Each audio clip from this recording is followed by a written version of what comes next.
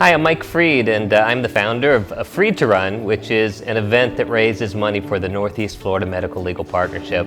And I'm so excited to talk to you all today on the 5th anniversary of Freed to Run with the people that really get things done, and that is Stephen Patel, who actually does the work representing patients and their families, and also Dr. Bridgham, who is the Chief Medical Officer of Wolfson Children's Hospital and one of the key constituents and beneficiary organizations of the Northeast Florida Medical Legal Partnership.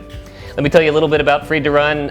It's basically this. It's running from Tallahassee to Jacksonville each year, 6 marathons in 6 days. We've done it now for 5 years. First year was just me and my family, but since then we have over 200 runners joining us each year, some running a whole marathon, some running only a couple miles, some running the Finish 5K, and all helping to raise money for the Northeast Florida Medical Legal Partnership, which is really a tremendous asset to our community, our healthcare community, and sick and terminally ill patients. Stephen, tell us about your clients, because you do the hard work. I run a few days out of the year, but all throughout the year you're doing a lot of good work, which is what we raise the money for. Sure. Thank you, Mike. I'm the director of the Northeast Florida Medical Legal Partnership, and what we do is we're part of a consortium of medical legal partnerships around the country who put medical providers and lawyers together to assist patients and their families with social and economic issues. At Jacksonville, at the Northeast Florida Medical Legal Partnership, which is a partnership between Jacksonville Area Legal Aid, where I'm an employee, and Wolfson Children's Hospital, Memorial Children's Health, UF Health Pediatrics, and Community Peds Care, we assist children and their families with the social determinants of health, those issues that doctors and medical providers alone can't deal with. And the way it works is we've trained and continue to train medical providers and their staff to identify social determinants of health and legal issues, and they send their referral over to me at the Jacksonville Area Legal Aid, where I communicate with them, reach out, generally through a phone call, and provide them with the resources and assistance with their civil legal matters that they and their families need. So this medical legal partnership really came about to fill a gap. The healthcare community is great at solving medical problems, but they were identifying issues that were beyond the ability of doctors to cure that lawyers were uniquely qualified to help with, right? Correct. And the classic example is no matter how good the medical providers are, a child with asthma who goes home to a moldy apartment is going to continue showing up at the emergency room with asthma attacks. Doctors and medical providers don't go to medical school to learn how to solve housing issues.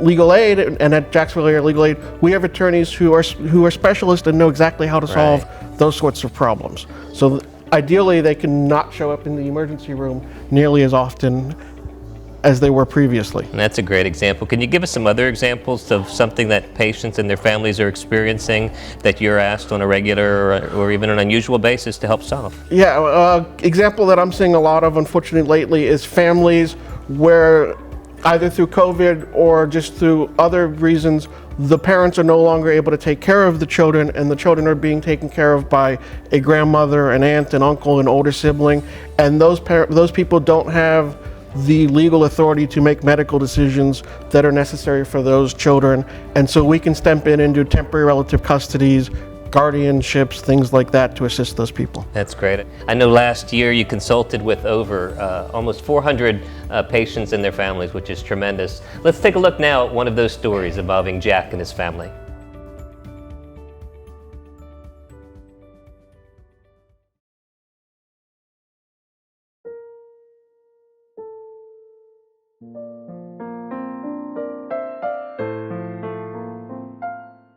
Jack was 3, perfectly fine and healthy, and within 2 days he went from being active and running around to being paralyzed and on a ventilator because of a very, very rare disease called acute flaccid myelitis.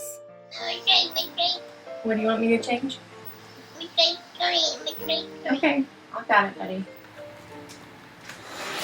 There you go. Most of the neurologists think that it's more like a polio-like mutated virus that attacks the spinal cord, causes lesions, and then that affects all of his motor movements. Okay, buddy. Say hi. Hi. He's very smart, very sharp, very funny. We wanted my son to go to school, and he needed that socialization. Can you give me a smile? Duval County was telling me, you have to provide your own nurse, so it's your responsibility. By federal law, they have to provide one, and they just weren't going to do that very easily. So without Katie and legal aid stepping in to help, Jack would not have been able to go to school.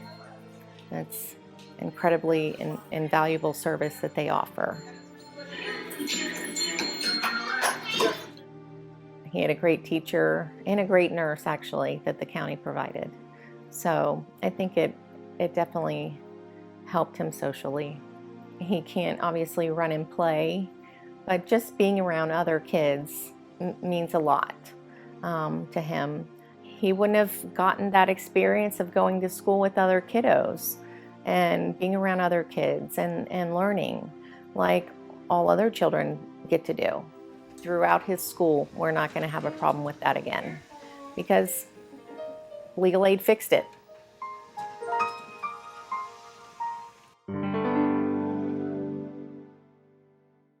Dr. Bridgham, can you tell us a little bit about how Wolfson's Children's Hospital integrates with the Northeast Florida Medical Legal Partnership? Sure.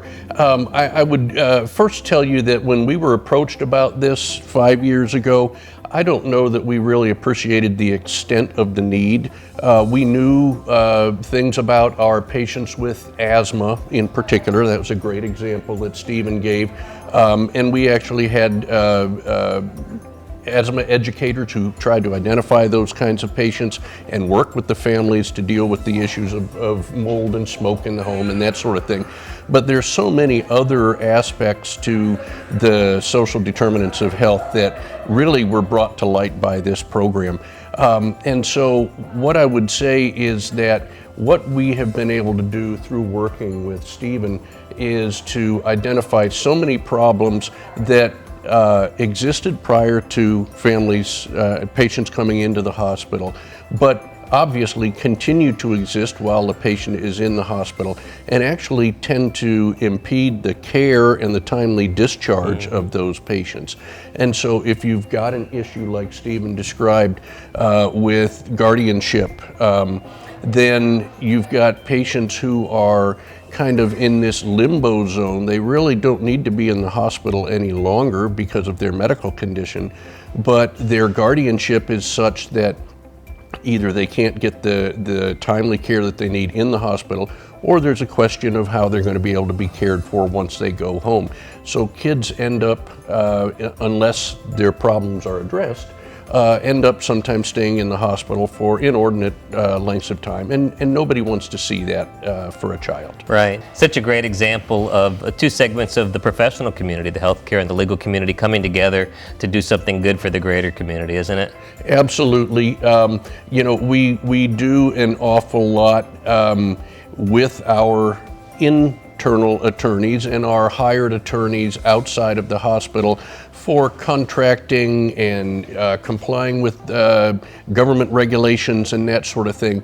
But this type of collaboration with the legal community really gets so much closer to home, to meeting the specific needs of specific families and patients, and it's very gratifying to be able to do that. That's terrific. I want to thank you both for giving us something so important to fight for and to bring awareness about the good works that you do in the healthcare community and the good works that you do, Stephen, and the lawyers you work with to serve the healthcare community as well from a legal perspective. So thank you both so very much.